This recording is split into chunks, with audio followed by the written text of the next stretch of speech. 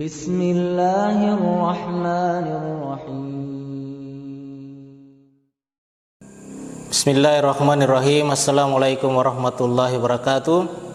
Alhamdulillah, wassalatu wassalamu ala nabiyina Muhammad wa ala alihi washabihi wa man tabi'ahum bi ihsanin ila yaumidin wa ba'd. Adik-adik sekalian yang semoga dimuliakan Allah Subhanahu wa taala.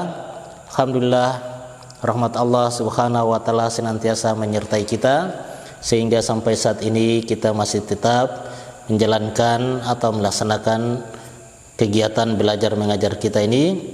Mudah-mudahan apa yang dapat kita laksanakan ini dapat dibalas oleh Allah Subhanahu wa taala dengan pahala yang berlipat. Adik-adik sekalian yang dimuliakan Allah Subhanahu wa taala, langsung saja kita masuk pada pembahasan kita kali ini, yaitu peperangan Hunain. Nah, berbicara tentang peperangan Hunain ini ada kaitannya dengan peperangan penaklukan Fathul Makkah. Ya. Fathul Makkah itu adalah peperangan yang dilakukan oleh Rasulullah dan Rasulullah mampu mengalahkan mereka, sehingga hal ini merupakan pukulan telak bagi mereka, sehingga orang-orang Quraisy ini mengumpulkan sisa-sisa kabilah yang ada di Makkah itu seperti Hawazin dan Saqif, juga Jusyam, Sa'ad bin Bakar dan Al-Hilal atau Bani Hilal. Nah, kabilah-kabilah ini mereka tidak tunduk ketika penaklukan Fathul Makkah. Ya, akhirnya mereka menyusun kekuatan. Mereka menyusun kekuatan untuk menghadapi kaum muslimin. Mereka menunjuk seorang pemimpin di kalangan mereka dari Bani Hawazin ini, ya, dari Bani Hawazin yang bernama Malik bin Auf. Malik bin Auf inilah panglima perangnya bagi kabilah-kabilah yang tidak mau tunduk ketika penaklukan Fathul Makkah itu. Adik-adik sekalian yang dimuliakan Allah Subhanahu wa taala, maka mereka sudah sepakat mengangkat Malik bin Auf ini menjadi panglima perangnya. Maka yang dilakukan oleh panglima perang ini, dia memberangkatkan pasukannya dengan membawa seluruh harta benda mereka. Ya, Malik bin Auf ini sebagai panglima perang, lalu dia memerintahkan kepada suku-suku atau bani-bani yang bergabung dengannya untuk mengangkat seluruh harta bendanya bawa di dalam kancah peperangan, ya, termasuk di dalamnya anak-anak mereka, istri-istri mereka, dan seluruh harta benda mereka dibawa. Ya. Akhirnya mereka tiba di lokasi yang mereka tentukan, yaitu di suatu daerah, suatu lembah yang namanya Autos, lembah Autos. Di sana mereka mendirikan markas di situ. Autos ini dekat wilayah Hawazin, atau dia masuk di lembah Hawazin, dekat dengan Hunain, tapi belum masuk wilayah Hunain. Nah, kemudian setelah mereka sampai di lembah Autos ini, maka di dalam pasukan itu ternyata ada seorang tua yang buta, yang sangat tua dan dia buta, tapi orang ini memiliki pengalaman dalam peperangan. Kemudian dia berkata kepada orang-orang yang ada di sekitarnya, dia bergabung dalam pasukan ini, orang tua ini, tidak disebutkan namanya. Orang ini bergabung dalam pasukan itu dan dia berkata kepada orang-orang yang ada di sekelilingnya, ya, dia mengatakan, lembah apa ini? Maka orang-orang yang ada di sekelilingnya mengatakan Autos. Kemudian orang ini mengatakan, orang tua ini mengatakan, lembah ini bagus untuk kuda. Tempatnya tidak tinggi, tidak berbatu, dan ini cocok untuk kuda. Kemudian tidak lama kemudian, dari setelah dia mengucapkan hal itu, Kemudian dia mengatakan, kenapa aku mendengar ringkikan keledai, tangisan anak-anak, dan embekan domba-domba. Kenapa ada hal ini di sekitar sini ini?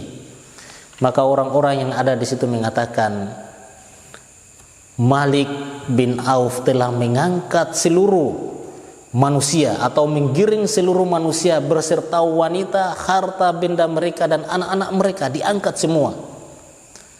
Lalu orang tua ini mengatakan, menyuruh memanggil Malik bin Auf, menanyakan apa alasannya sehingga dia membawa semua wanita, anak-anak, domba-domba, harta benda ini dibawa di tempat pertempuran ini atau dalam kancah peperangan nanti ini.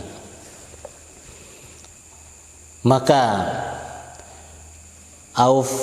Malik bin Auf ini mengatakan, saya memang perintahkan kepada seluruh anggota keluarga untuk melibatkan seluruh harta benda mereka untuk bawa ke tempat peperangan. Maka orang tua ini mengatakan, demi Allah, ini sama saja dengan engkau menggembala domba-domba. Ya. Apakah engkau apakah mereka ini mau menolong orang-orang yang sudah kalah? Artinya para wanita, anak-anak ini mau menolong kita yang sudah pernah kalah ketika di Fathul Makkah itu. Ya, apakah wanita-wanita, anak-anak ini mau menolong kita? Kata orang tua ini. Toh kalaupun kau menang, wahai Malik bin Auf, maka wanita dan anak-anak ini tidak bermanfaat di sisimu pada saat itu. Ya, yang bermanfaat hanyalah orang-orang yang pegang tombak dan orang-orang yang pegang pedang. Dan jika engkau kalah, maka sama saja dengan engkau mencemarkan keluarga dan harta bendamu. Artinya para wanita dan anak-anak itu akan menjadi tawanan perang nanti kalau kalah. Sama saja dengan engkau mencemarkan keluarga dan harta bendamu. Kemudian Malik bin Auf ini mengatakan, aku tidak mau mendengarkan ucapanmu wahai orang tua, dan aku tidak mau menerima saran dan nasihatmu lagi mulai saat ini. Ya. Kemudian orang tua ini mengatakan, aku belum pernah mendapati atau aku belum pernah menyaksikan keadaan seperti ini, dan aku belum pernah diuji seperti ini. Ya, kesombongannya Malik bin Auf seperti Abu Jahal. Ya, ketika Abu Jahal sampai di tempat peperangan di Badar, maka orang-orang mengatakan, kita kembali saja wahai Abu Jahal. Karena kita datang di sini tujuannya untuk menyelamatkan kafilah dagang kita, Abu Sufyan, dan mereka sudah selamat. Buat apa kita mau berperang? Sementara orang-orang yang mau kita perang ini adalah suku Quraisy sendiri. Bahkan di antara mereka itu keluarga kita sendiri. Ya, Abu Jahal dengan sombongnya menolak semua itu, maka kekalahan menimpanya.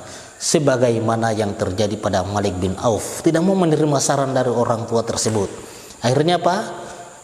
Dia juga mengalami kekalahan.